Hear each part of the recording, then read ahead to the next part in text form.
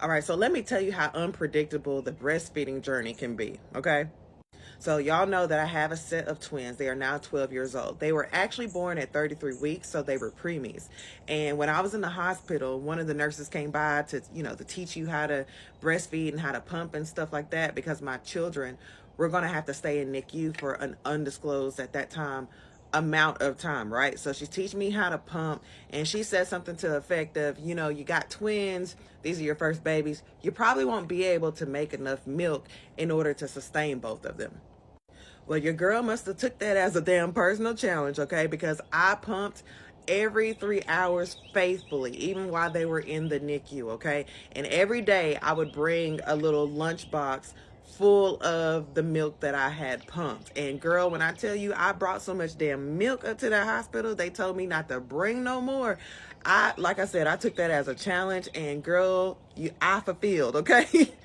So I end up, sustaining them on breast milk while they were in the NICU. When they got out, I probably breastfed until they were about 6 months. I ended up going back to school and was really busy. It just became very hard to sustain trying to go to school and, be up around the clock with the children. So the first experience was about 6 months long. So when I turned around and had another baby at 37, girl, I thought I was prepared. I went and got the little hands-free breast pumps, and those things are not cheap, okay? I think they're like $300, $400, $500. Whatever it was a whole lot more than I could afford when I was 27 having a set of twins. I had the little freezer bags, like I was set and ready to go. But you know what I didn't count on? I did not count on getting COVID in the hospital before we came home with the baby. Nor did I account for that repeat C-section to have your girl down so bad. So immediately a whole monkey wrench thrown into my breastfeeding plan. So what I would say is this: if you have plans to breastfeed, hell, any birth plans, okay, be flexible about that and be prepared. This is great advice. Go ahead and have you a couple of cans on deck. Make sure that, something happens to your supply, that you still have a backup plan.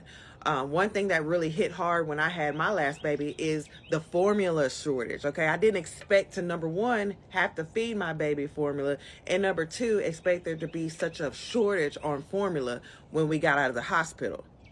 But thank God, because I was in a different financial place at 37 than I was at 27, a $40 can or two stocked back of formula, just really didn't affect me much. So I thank God that that was the case. But I'm telling you right now, go ahead and get you a can or two. You don't want to get a bunch of cans because, sometimes your baby can have allergic reactions, or like one of my children was extremely lactose intolerant. So we had to get like the very gentle and then eventually switch to like a plant-based formula. But make sure you have at least one can just in case. Even if your baby is like, lactose intolerant, or something that is not as severe as anaphylaxis or some type of huge allergic reaction, it at least will keep your baby sustained. They will at least have something to eat. So take my advice or not, but be prepared.